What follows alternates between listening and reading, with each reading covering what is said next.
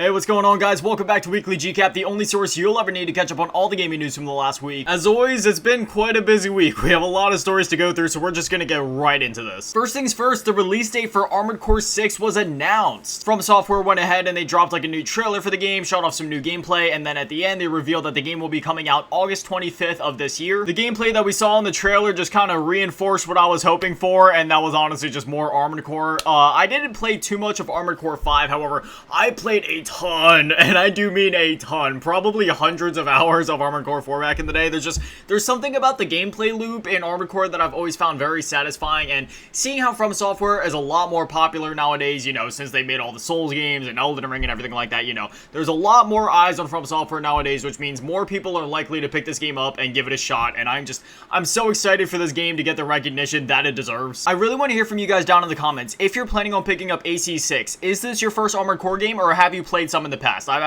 want to see something. And for our next story, a trailer for the upcoming Gran Turismo movie was released. So basically, to kind of cover like the backstory of what the plot of the Gran Turismo movie is going to be, apparently it's based on a true story as well, but there was this kid that really liked playing Gran Turismo and he got like really good at the game, but then he went on to become like an actual professional, like real life race car driver. I was actually getting pretty hyped up while watching the trailer. Like, this looks like a genuinely good movie, Gran Turismo or not, so I'll definitely be checking this out when it comes to theaters August 11th of this year. And for our next story, this one, there's not going to be like a trailer on screen. Like, I'm probably going to put up a trailer of an older game from the series, but there's not actually a trailer for this game yet. It was announced, but there's not a trailer for it. And the game in question is a new Inspector Gadget game. Yeah, when's the last time that y'all heard that name? Honestly, I played the SNES game a lot back in the day, but I don't think I've played a single game since. I know there's been some since then, and you know, some on different platforms, like a mobile game, but I honestly just never got around to playing those. But like I said, I used to love the SNES games, so seeing this franchise make a comeback, I don't know, that just makes me pretty happy. Anyway,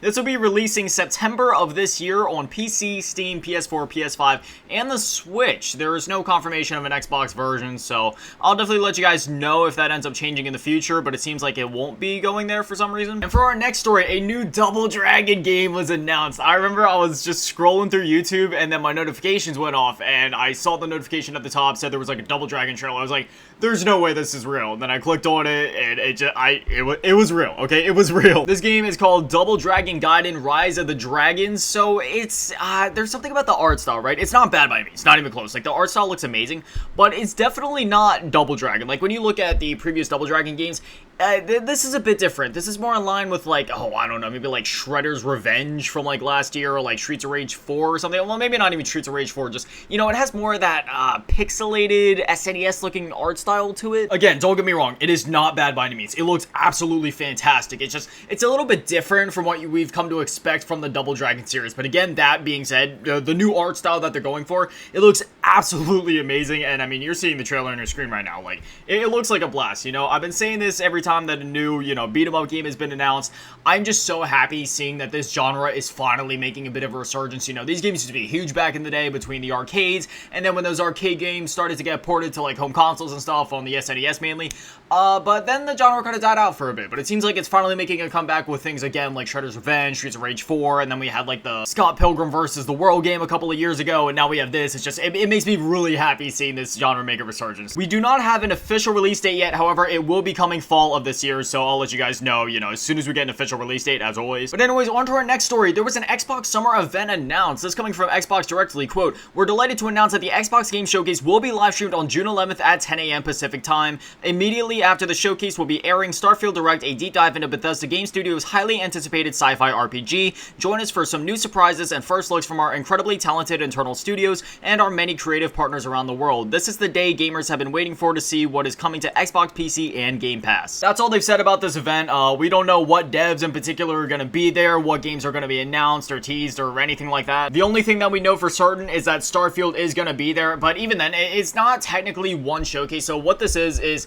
it's two different showcases, right? So we have the Xbox showcase, and then immediately after that, it's going to be like the Starfield Direct. So it's two shows in one, kind of, because they're running back to back, but they are still technically two different shows, if that makes sense. I could sit here and speculate about what's going to be at the Xbox event, but obviously that would be kind of pointless. So obviously, you know, once the event happens, I'll do what I always do. I'll make a recap here on WGC for you guys. But yeah, I'm pretty excited to see this. It's only about a month away at this point. Nobody wanted to go to E3, but you know, it seems like all these companies are doing their own E3s now, you know, it would have been more convenient just to have this all be at one place, you know? Sorry, sad boomer tendencies, I'll stop myself before I go off on the E3 tangent again. I really miss E3, man. And for our next story, Mortal Kombat just celebrated its 30th anniversary. That is insane. Mortal Kombat has been around for longer than I've been alive, but anyway, this coming from the official Mortal Kombat Twitter account, quote, "Nothing but appreciation for our fans over the past 30 years, and we're just getting started, ... end quote." And then below that, there's a video just, you know, talking about the 30th anniversary, along with them teasing the existence of MK12, which, you know, them teasing the fact that the game exists is kind of unnecessary, because if you remember back to an earlier episode of WGC, if you've been watching the show for a while, we talked about how MK12 was announced through an investors meeting. I still can't believe that that was how Mortal Kombat 12 was announced. They just casually dropped it, like, yeah, Mortal Kombat 12 is in the works, just during an investors meeting. It's like, dude, really? Like, you couldn't wait for a teaser or a trailer to drop, they just had to drop it during an investors meeting, and you know, it hasn't even been like an official thing from NetherRealm yet. It was literally just the investors meeting, just a bunch of dudes in suits talking about the game. But anyway, that's all we know. We haven't gotten any more teaser trailers or information or, you know, exact like 100% confirmation of the game's existence. However, it's pretty obvious that it's gonna be Mortal Kombat 12. I mean, just look at how well the past couple Mortal Kombat games have sold. You guys remember like 2 decades ago when Mortal Kombat was making like spin-off games and there was like a bunch of like 3D beat-em-ups and stuff? I would honestly love to see a return to that, or at least, you know, just like a spin-off game or something like that here and there. I love those games. I'm super excited for MK12 though. I can't wait to see what they have in store. And for our next story, this is a bit of a shorter one, but Mega Man Battle Network Legacy Collection has sold 1 million copies. Now, considering that this just released April 14th, which was only like 3 weeks ago at the time of me recording this is pretty impressive. Mega Man 11 is the best-selling Mega Man at 1.6 million copies, so is it possible that this could surpass that? And furthermore, could we finally possibly see the return of Mega Man? Let me just kind of like lay the groundwork here for you guys, okay? I am a huge Mega Man fan. It doesn't matter what it is. If Mega Man is on the box, I'm guaranteed to love it. I even loved Mighty Number 9, okay? Is Mighty Number 9 technically Mega Man? No, but like, I mean, if you know what Mighty Number 9 is, then, you know, it's kind of like a Mega Man game. And I'm gonna be honest, I do not care how controversial of an opinion that is. Like, I truthfully love that game. That being said, seeing this game do so well, it has me really excited for the future of Mega Man. So I'll be keeping my eyes on this. If it ends up surpassing, you know, Mega Man 11 and going on to become like the best-selling Mega Man game of all time, which would honestly be insane, I'll definitely let you guys know. But yeah, I'm very excited for the future of Mega Man. And for our next story, oh man, this one kind of stings for the Nintendo Switch, folks. So Marvel Midnight Suns has been canceled for the Nintendo Switch. This is really unfortunate. This coming from the official Marvel Midnight Suns website, quote, "PlayStation 4 and Xbox One versions arrive May 11th, which is only 6 days from the time of this episode going up. Digital PS4 and Xbox One versions of Marvel's Midnight Suns will launch alongside the 4th DLC Bloodstorm. We're excited to announce that digital versions of Marvel Midnight Suns on PlayStation 4 and Xbox One are scheduled to launch on Thursday, May 11th. This coincides with the release of the 4th post-launch DLC for Marvel's Midnight Suns Bloodstorm, which introduces Storm as a playable hero," and then it just kind of goes on to explain all the stuff inside of the DLC. "All 4 DLC installments, the Good, the Bad, and the Undead Redemption, the Hunger, and Bloodstorm will be available on launch day to PlayStation 4 and Xbox One players who purchase the Legendary Edition of the game or the Marvel's Midnight Season Pass. Note that a Nintendo Switch version of Marvel's Midnight Suns is no longer planned." So yeah, that really stings, but, you know, if you've seen gameplay of the game, if I'm gonna be honest, the fact that it's, like, releasing on base Xbox One and base PS4, well, yeah, not so much base PS4. Base PS4 is actually more powerful than people give it credit for, but base Xbox One, yeah, it's actually kind of surprising that this game, you know, it is coming out on the platform, period. I feel like this game definitely could have ran on Nintendo Switch, or maybe, I don't know if it was necessarily a problem with the game being unable to run on Nintendo Switch, or maybe there was, like, you know, budgeting problems behind the scenes, but yeah, it kind of makes sense. But, you know, I feel like they still could have done like an impossible port type thing, you know, like The Witcher 3, you know. I mean, I'm sure the game would probably have to run like 540p, 20 to 30 FPS, but still, I mean, Nintendo Switch folks are really looking forward to this one, because this really does seem like the perfect game to, you know, pick up and play or sit down at home and play, you know, like it's perfect for either scenario, or at the very least just do what like Resident Evil Village and Dying Light 2 did, where they give you like cloud versions of the game to play. I know it isn't exactly optimal, but I mean, it's still a solution. But anyway, I just wanted to include this story in the episode just in case there was any folks on Nintendo Switch that were still looking forward to this game. Unfortunately, it won't be coming to the Switch as of now. Let's cross our fingers that maybe they go back on this at some point, hopefully. And for our next story, Super Mario movie has hit $1 billion in the box office. Like, is anybody even surprised here? Because I'll tell you something, I'm not. I wonder what they're gonna be doing next. Like, I'm super happy to see the film doing so well. Let me just get that out of the way first. Like, video game movies, it's obviously always been a very hit or miss market, but the fact that the Super Mario movie is doing so well and the fact that the movie is so good, at least from what I've heard, regard, you know, that just, it honestly makes me really happy. I love video games and I love movies, so when there's movies made about video games, it, you know, it always warms my heart seeing them do so well. But like I said, this has me very curious as to what they could do next. Could we possibly see like a Zelda movie, a Donkey Kong movie, a Metroid movie, or, you know, maybe even like shows or something like that? All of a sudden they were thinking the other night, and like, I don't know, maybe some sort of show based off of like Splatoon or Animal Crossing could actually work like really well. I also had thoughts about like an Avengers type movie with the Super Smash Bros. I kid you not, I was literally laying in bed and I was just staring at my ceiling for a solid like 15-20 minutes, and I was just like thinking of like a whole plot in my head of like the Super Smash, just like some Super Smash Bros. Movie and like the style of an Avengers movie. I don't know, it's just one of those random ideas I had at like 3 in the morning as I was just staring at my ceiling. Anyways, like I said, I'm super happy to see this movie doing so well, and unfortunately I haven't seen it yet. You know, I get a lot of anxiety when it comes to going out in public, especially movie theaters, but as soon as it comes out on Blu-ray, I'll definitely be picking it up. This is a bit of a short one, but the entire Super Mario movie was just uploaded to Twitter. Like, the whole hour and 40-minute thing. Unfortunately, it wasn't like a properly recorded version of the movie. It was like recorded off of a phone, so the quality was a little hit or miss. But, you know, I don't even know what to say about this. So, for those of you that don't know, okay, Twitter introduced this new thing called like Twitter Blue, and one of the perks of it is that you're allowed to upload longer videos, and in fact, the videos can be as long as an hour. So that's why there was 2 parts. One part was like an hour long, and then the other one was like 40 minutes long for the second half of the movie. And yeah, apparently there's no like copyright things in check when you go to upload stuff. So what do you know, one morning I was scrolling through my timeline on Twitter, and boom, just the entire Super Mario movie sitting there. Now granted, I didn't watch it because, you know, I don't want to sit there and watch a movie that's like been recorded off of a phone. It's just, you know, that's a little too bootleg for my taste. I'd rather wait to get the Blu-ray or the DVD down the line. But yeah, this thing racked up almost 10 million views before it was taken down. So I'm sure Nintendo is not happy, and I'm sure Twitter is gonna have to introduce some sort of copyright ID checks, or honestly, I don't even know what the solution is gonna be for this. But yeah, like I said, short but sweet. I'm sure the person that uploaded it is gonna be in a heap of trouble with Nintendo, just as anybody else is that ever tries to interfere with Nintendo's, you know, copyright stuff. But still, it's just one of those things that it's like, it's almost too ridiculous to be true, but it's true. Oh, and speaking of absolutely ridiculous leaks, The Legend of Zelda Tears of the Kingdom leaked out almost 2 weeks early, so we're not going to be touching too deep on the details here. You know, it's the usual Nintendo leak. However, this one was a bit extreme considering it was literally 2 weeks in advance. You know, normally we don't talk about, you know, when games leak out here. It's just, you know, that's not really real news to me, but this one's real news, okay? Because this is like a whole 2 weeks in advance of the game properly releasing, and yet here we are. There's literally been listings of it on eBay and Mercari, and it's been a whole shebang. It's been a whole thing. So just be careful when you're scrolling through YouTube and Twitter or just social media in general. Just, you know, if there's anybody out there that's been really anticipating this game, there's spoilers all over the internet right now. Like, you're not safe on any social media platform. So, you know, you might want to mute the keyword of Zelda and Tears of the Kingdom, because I know there's a lot of people that, you know, frequently search up those hashtags just to see what's new with the game. But right now, if you happen to search up those hashtags, I guarantee you there's going to be screenshots, there's going to be gameplay, there's going to be spoilers. So for now, just mute those keywords. Don't be searching stuff up. Unfortunately, that's probably just how it's going to be until the game officially releases, because there's spoilers everywhere. You know, it sucks. I'm not a big fan of leaks. I'm not a supporter of the idea of, you know, people going out of their way to get games early. It's just, I don't know. It kind of goes against the whole thing of, you know, like building up hype to a release, getting excited for a game.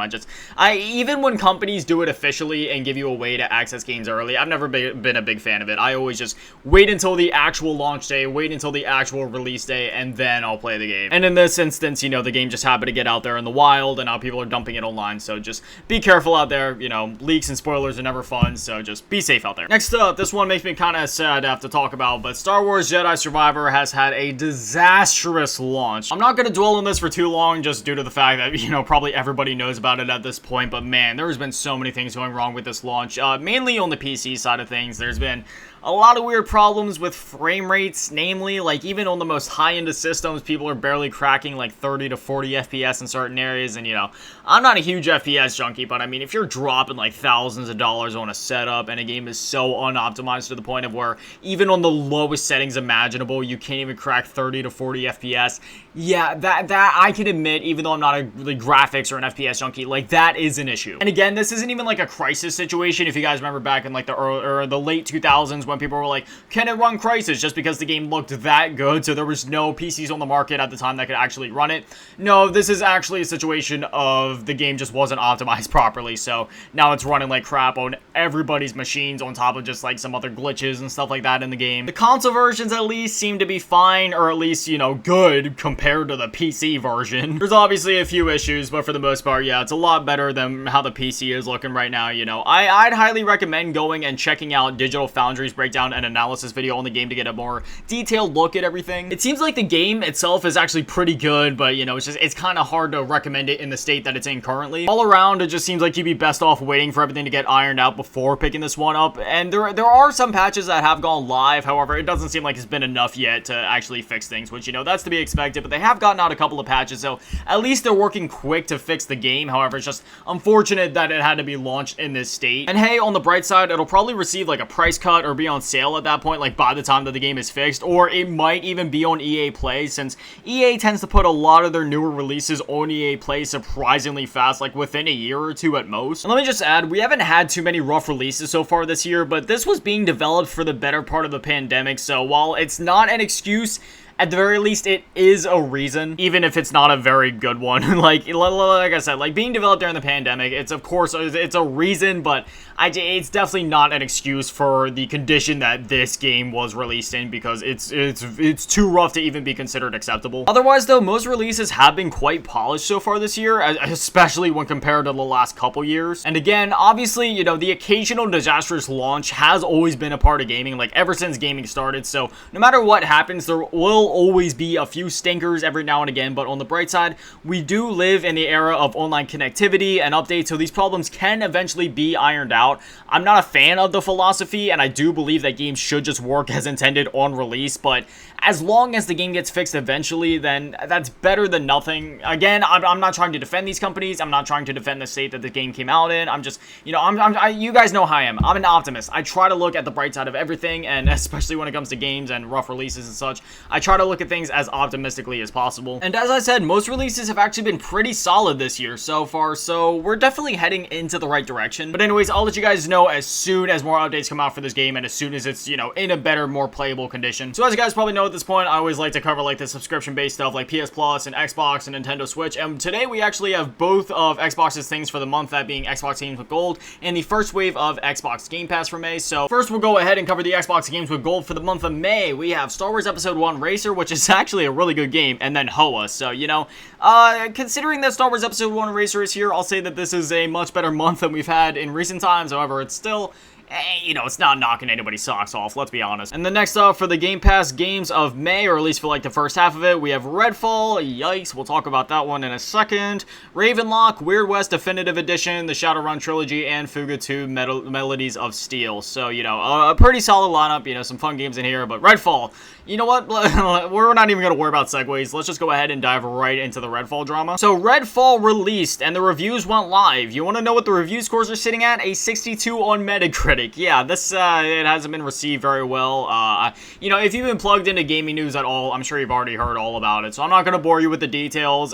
Thankfully, it isn't a broken release in the same way that Jedi Survivor is, where, you know, it's a good game under the surface, but there's a bunch of glitches. No, this is just more a situation of the game at its core just seems to, you know, kind of suck. So, Phil Spencer went on record and responded to this. And before I go any farther, let me just say I'm not hating on Redfall. I haven't even gotten a chance to play the game yet, and this is a game that I've been genuinely excited for, so I'm still going to be playing the game, and I highly recommend all of you to do the same, okay? You know, I know in the age of the internet, everyone seems incapable of, you know, forming their own opinions, and it's really annoying, but please, if you haven't played the game yet, give it a chance, form your own opinion before bandwagoning with what the rest of the internet is saying, like, you know, everybody does every time anything releases. Personally, I'm still really hyped for the game, I'm still going to be playing it, and I'm sure I'm going to enjoy it. Arcane is an outstanding developer, so I'm going into it with an optimistic mindset, and I'm really looking forward to playing it. But anyway, as I was saying before, Phil Spencer responded to the launch of Redfall, so there's a little bit to read here, so just bear with me. This is coming from IGN, quote, when asked for his initial response to the launch of Redfall, which dropped as an Xbox console console exclusive this week, Spencer said,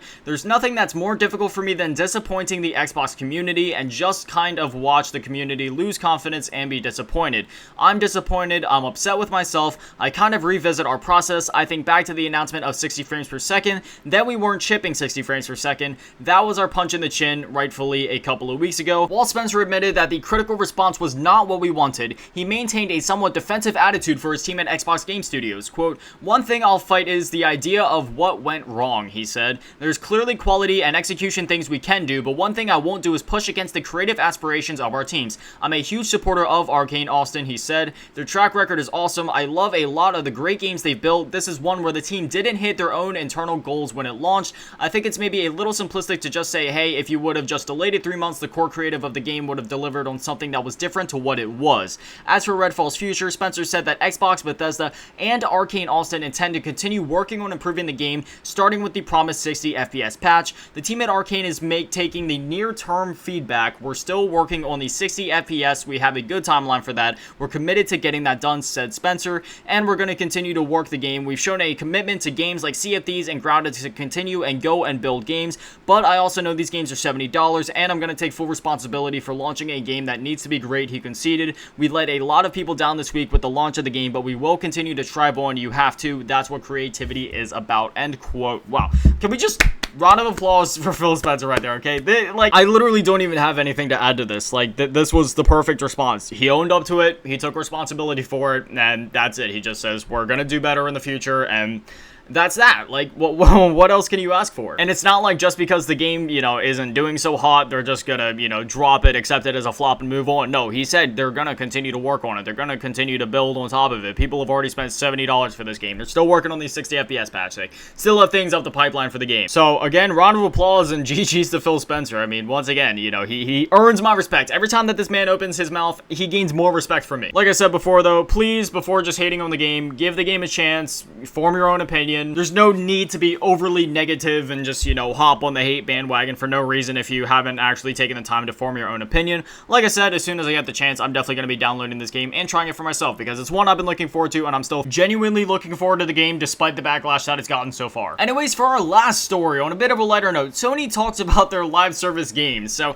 this coming from GamesIndustry.biz, quote, "PlayStation Studios head Hermen Hulst was keen to remind me that live service doesn't automatically mean the company is making 10 Fortnites or Destinies. We understand the competitive environment that is out there and the time investment from players that live services offer," Holtz tells us, "and we want to deliver the highest quality games. There is a risk that we talk about live service in generic terms as if it is a single genre or even a single business model. PlayStation Studios are making a variety of games that could be referred to as live services targeting different genres, different release schedules, and at different scales. We are also creating games for different audiences, and I take confidence from our track record in creating worlds and stories that PlayStation fans love," end quote. So, let's go back to the beginning there. Doesn't automatically mean the company is making 10 Fortnites or Destinies. But anyways, if you're curious as to what all of this is about, just, the short and sweet version, PlayStation has been talking about making more live service games lately. In fact, they're talking about making 10 live service games over the course of the next couple of years, which that may not seem like much, but when you consider what a live service game is for one publisher, yeah, that's a decent amount right there. There's been a couple of rumored ones in the works, like the Horizon multiplayer and then the Last of Us multiplayer, which is, already been confirmed. I mean, we did just have Gran Turismo release a couple months ago. I'm not sure if that counts as one of their live service games since there is some live service elements to it. I know for most people when they think live service, their mind automatically goes to in-game currency, battle passes, seasons, and all this stuff. But, Herman is right,